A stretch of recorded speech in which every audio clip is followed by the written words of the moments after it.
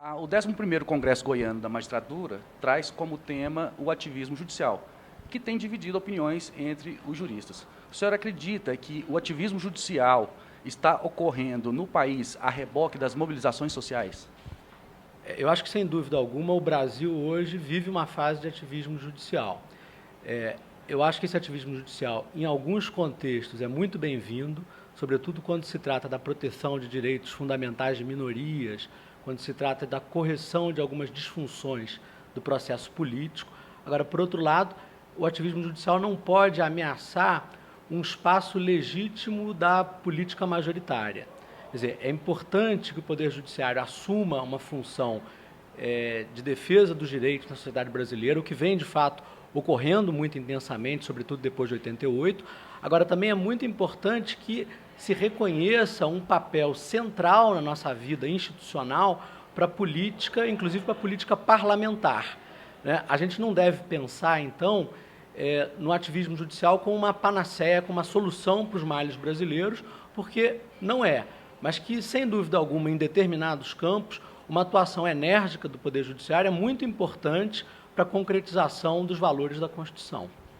A Suprema Corte tem feito uso de audiências públicas, a exemplo que a gente viu com relação à questão da discussão sobre as células-tronco. O senhor acredita que o uso desse instrumento pode fazer ocorrer um fenômeno de protagonismo político nessa questão do processo decisório?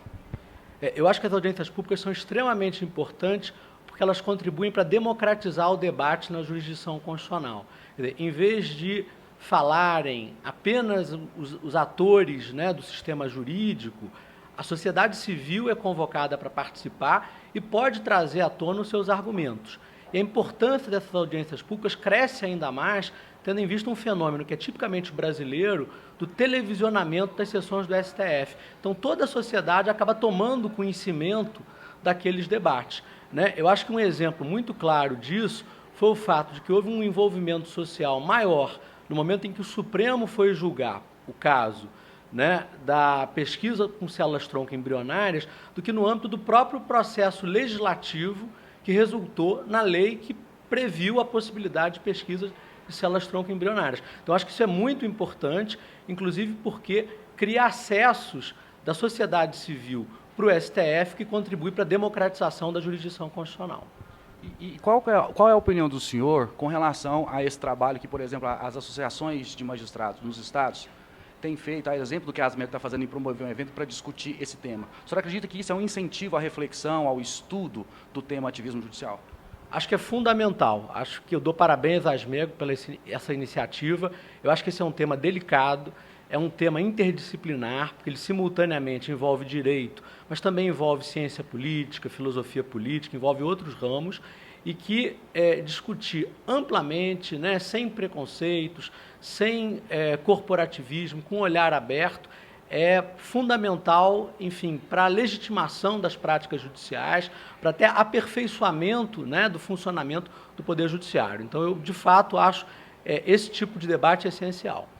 Para finalizar, e até num tom de provocação, o senhor que é um estudioso do ativismo judicial, tem obras, inclusive, nesse sentido, o senhor acredita que o ativismo judicial transforma um Estado constitucional de direito no Estado judicial de direito?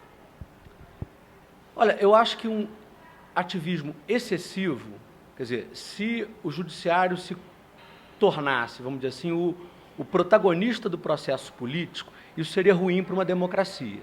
Porque numa democracia é muito importante que haja, enfim, um espaço relevante para deliberação democrática em fóruns como o parlamento, para o engajamento cívico do cidadão nas ruas, no dia a dia. Quer dizer, de maneira alguma o ativismo pode asfixiar essa dimensão da vida pública. Agora, eu acho que o judiciário pode e deve dar uma contribuição importante em certas searas, em certos aspectos da vida social, em que o processo político majoritário não funciona bem. Por exemplo, a proteção das minorias. Se a gente pensar num caso como o do reconhecimento pelo STF da união homoafetiva, quer dizer, é uma demanda muito importante de direitos fundamentais que envolve uma minoria estigmatizada, cujas demandas não eram acolhidas no âmbito do processo político parlamentar. Então, aquele era um caso de ativismo, sim, mas acho que de um ativismo muito bem-vindo. O que seria problemático, mas eu acho que não é esse o quadro brasileiro, seria, enfim, idealizar um judiciário com uma solução de todos os problemas nacionais e construir práticas que esvaziassem a política parlamentar. Mas eu acho que esse quadro não está posto hoje, mas é importante que a gente discuta o tema até para evitar que esse tipo de excesso possa eventualmente ocorrer. Essa postura ativista do magistrado, então, para o senhor, ela corrobora com a questão da concretização de direitos? Seria isso? Eu acho que depende do caso. Eu acho que tem ativismos voltados à concretização de direitos que são muito bem-vindos. Agora, existem ativismos, inclusive, que podem se opor à concretização de direitos. Eu, na minha exposição, vou dar exemplos de ativismos extremamente conservadores que já aconteceram em outros países. Nos Estados Unidos, em determinados momentos, a Suprema Corte impediu que políticas sociais de proteção dos trabalhadores fossem criadas em nome de proteção de liberdade de contratar, em nome de proteção de propriedade privada. Então, eu não acho que seja possível falar assim, ativismo é bom ou ativismo é ruim.